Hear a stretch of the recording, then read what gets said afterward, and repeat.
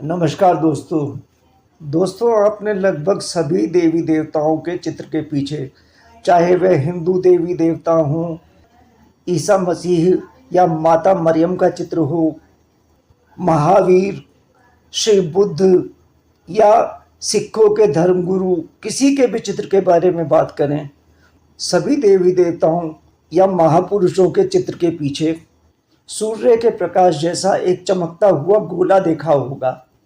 क्या आप जानते हैं ये गोला क्या है, इसका क्या महत्व है? और क्या आप जानते हैं कि क्या हम इंसानों के पास भी इसी प्रकार की कोई चीज़ होती है जिसका प्रयोग इंसान अपनी ज़िंदगी बदलने में कर सकता है? आइए इसी बारे में आज बहुत इम्पोर्टेंट बात करते हैं। देवी देवताओं या महापुरुषों के सिर के पीछे दिखाए जाने वाला सूर्य जैसा गोला, इसे इंग्लिश में ऑरा कहते हैं, AURA, ऑरा। और इसी को हिंदी में आभामंडल या प्रभामंडल भी कहा जाता है। यह ऑरा या आभामंडल उस व्यक्ति या महापुरुष या देवी देवता के ऊर्जा क्षेत्र को परिभाषित करता है। यह दिखाता है कि उस व्यक्ति के अंदर ऊर्जा का अनंत स्रोत है, और यह इस बात को भी परिभाषित करता है कि जो भी व्यक्ति उस देवी देवता या महापुरुष के संपर्क में आएगा उसमें भी यही ऊर्जा स्थानांतरित अर्थात ट्रांसफर हो जाएगी। दोस्तों, हर व्यक्ति का अपना ऊर्जा क्षेत्र होता है। आपने अक्सर देखा होगा कि जब कभी आप किसी व्यक्ति विशेष के पास जाते हैं तो आपको अचानक बहुत खुशी महसूस होती है, ऊर्जा महसूस होती है। पर इसके विपरीत कुछ लोग ऐसे होते हैं कि उनके संपर्क में आते ही आपको या तो दुख महसूस होगा, निराशा होगी, या कहीं ना कहीं अनकंफर्टेबल लगना शुरू हो जाएगा। आखिर ऐसा होता क्यों है? ऐसा होता है उनके अपने ऑरा या ऊर्जा क्षेत्र के कारण। दोस्तों, जब भी आप किसी व्यक्ति से मिलते हैं तो वास्तव में दो अलग अलग ऑरा या ऊर्जा क्षेत्रों का एक दूसरे से मिलन होता है। एक ऊर्जा क्षेत्र या ऑरा वह है जो आपके भीतर है, और दूसरा ऑरा उस व्यक्ति के अंदर है जिससे आप मिल रहे हैं। जिसका ऑरा मजबूत होगा वह दूसरे के ऑरा को प्रभावित करेगा। मान लिया आप बहुत दुखी हैं और किसी ऐसे व्यक्ति के पास पहुंच जाएं जो बहुत ही आशावादी यानी पॉजिटिव थॉट से भरपूर है, उसके पास जाकर आप अचानक अपना दुख भूल जाते हैं और एनर्जाइज हो जाते हैं। ऐसा इसलिए क्योंकि उसका अपना ऑरा पॉजिटिव एनर्जी से भरपूर है और इतना मजबूत है कि आपकी नेगेटिव एनर्जी वाली ऑरा के ऊपर ओवरलैप कर जाता है, यानी हावी हो जाता है। अब उसी समय मान लिया आप किसी और व्यक्ति से मिलते हैं। वह व्यक्ति भी आपको बहुत तसल्ली की बातें कहता है, आपको प्रेरित करने की कोशिश करता है, पर हो सकता है वह खुद से पॉजिटिव एनर्जी से भरपूर ना हो, यानी उसका ऑरा इतना मजबूत ना हो कि वह आपके नेगेटिव ऑरा को ख़त्म कर सके। तो ऐसा व्यक्ति बेशक आपके साथ बहुत देर बैठा रहे, आपको उसके साथ बैठकर ना तो एनर्जी महसूस होती और ना ही अंदर से सुख या तसल्ली महसूस होती है। अब यह ऑरा काम कैसे करता है और दूसरे लोगों को प्रभावित कैसे करता है, इस बात को समझने के लिए मान लिया मैं आपसे पूछूं कि आपने किस रंग की कमीज पहनी है और किस रंग की पैंट पहनी है। मान लिया आप कहते हैं कि मैंने सफ़ेद रंग की कमीज पहनी है और बादामी रंग यानी ब्राउन कलर की पैंट पहनी है। ठीक है, अब यदि आप अंधेरे में चले जाते हैं, उस अंधेरे कमरे में जाने के बाद मैं आपसे पूछता हूं कि आपकी कमीज का रंग कैसा है, आपकी पैंट का रंग कैसा है, तो आप बोलेंगे काला। तो अब रंग कहाँ गया? क्या रंग उस वस्तु में था? थोड़ा और आगे बढ़ते हैं। मान लिया आप उसी सफ़ेद कमीज को पहनकर किसी ऐसे कमरे में खड़े हो जाएं जहां लाल रंग के तेज बल्ब जल रहे हों। अब यदि कोई पूछे कि आपके कमीज का कलर कैसा लग रहा है, तो दूसरा व्यक्ति कहेगा गुलाबी, क्योंकि अब सफ़ेद के ऊपर लाल रंग मिक्स हो गया है। उसी सफ़ेद कमीज को लेकर यदि आप हरे रंग की रोशनी के नीचे खड़े हो जाएं, तो देखने वाला व्यक्ति आपके कमीज के कलर को हल्का हरा बताएगा, क्योंकि अब सफ़ेद रंग में हल्का सा हरा रंग भी मिक्स हो गया है। इसी प्रकार ऑरा भी काम करता है।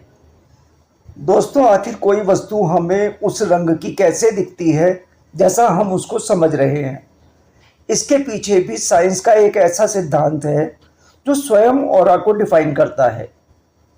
वास्तव में प्रकाश में 7 अलग अलग रंग की किरणें होती हैं, जिन्हें इंग्लिश में शॉर्ट फॉर्म में विबग्योर VIBGYOR के नाम से जाना जाता है। यहाँ V for violet, I for Indigo, B for blue, G for green, Y for yellow, O for orange और R फॉर रेड होता है। इन 7 कलर के मिश्रण से ही प्रकाश बनता है। जब ये 7 किरणें अपनी पूर्णता यानी 100% के साथ एक साथ इकट्ठी होती हैं तो सफ़ेद रंग का निर्माण होता है, और जब ये 7 ही किरणें 0% यानी नहीं होती तो इन सब के कॉम्बिनेशन से ब्लैक यानी काले रंग का निर्माण होता है। प्रत्येक वस्तु की यह खूबी होती है कि जब प्रकाश की 7 किरणें उसके ऊपर गिरती हैं तो उनमें से कुछ विशेष कलर की किरणों को वह अपने अंदर सोख लेता है यानी एब्जॉर्ब कर लेता है, और बाकी के कलर्स वापस वातावरण को लौटा देता है। जो कलर वापस वातावरण को लौटते हैं उन्हीं कलर्स को हमारी आंखें देखती हैं और उसी के आधार पर उस वस्तु का कलर डिसाइड करती हैं।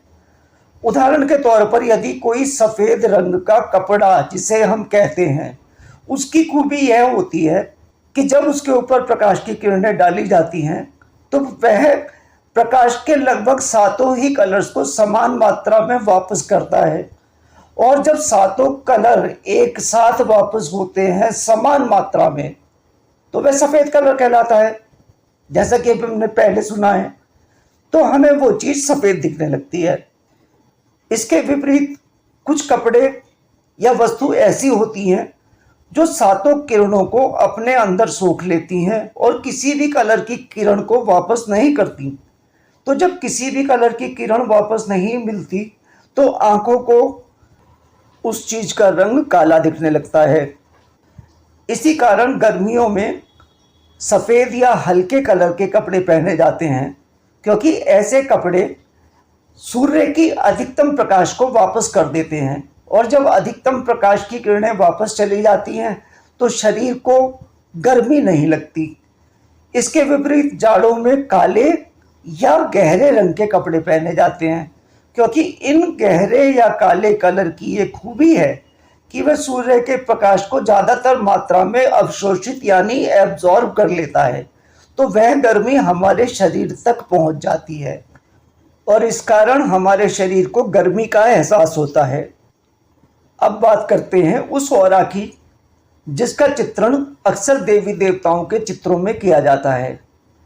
उस ऑरा को दिखाने का मुख्य कारण यह होता है कि यह बताया जा सके कि ईश्वर समान रूप से समान मात्रा में 7 कलर की किरणें इंसान को विशुद्ध रूप में दे रहे हैं।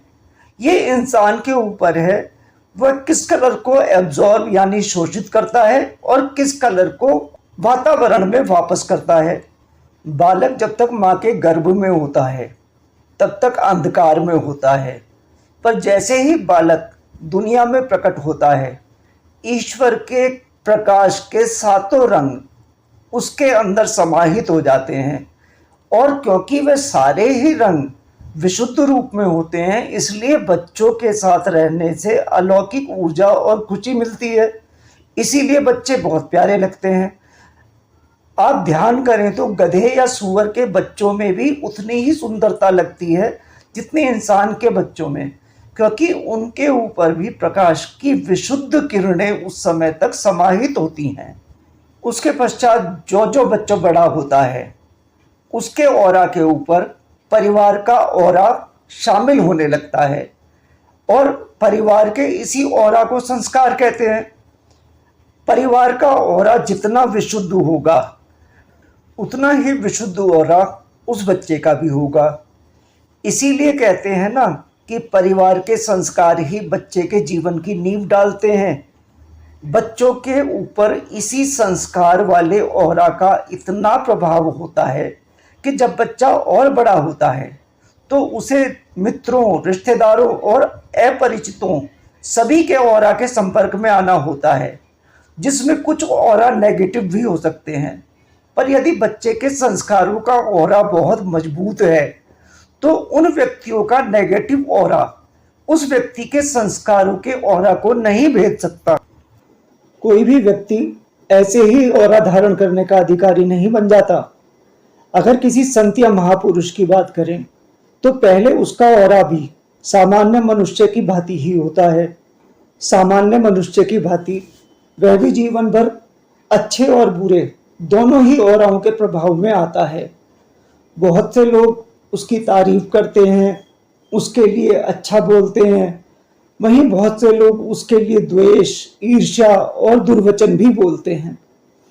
पर संत और आम इंसान में अंतर केवल इतना होता है कि संत जितनी बुरी चीजें होती हैं उन्हें अपने तक सीमित कर लेते हैं और ऐसी चीजें जैसे प्रशंसा, अच्छी भावनाएं, प्रेम, इन्हें समाज में फैला देते हैं। यानी विष अपने आप अपने अंदर रख लेते हैं और अमृत समाज को बांट देते हैं। तभी वे ऑरा के अधिकारी होते हैं। चाहे श्री राम के विषय में बात करें, चाहे बुद्ध के विषय में, चाहे श्री महावीर के विषय में, और चाहे गुरु गोविंद सिंह और जीसस क्राइस्ट के बारे में, सभी ने जीवन में स्वयं विष पिया पर समाज को अमृत ही बांटा। तभी वे सब लोग ऑरा के अधिकारी हुए। आपसे हमारी विनम्र प्रार्थना है कि वीडियो के नीचे दिए गए सब्सक्राइब बटन को क्लिक करें ताकि भविष्य में भी सभी वीडियो आपके पास समय से पहुंच सके। जाते वक्त कृपया लाइक बटन को क्लिक अवश्य कर दें। आपका यह सहयोग निश्चय ही हमारे लिए उत्साहवर्धक होगा। आपका बहुत बहुत धन्यवाद।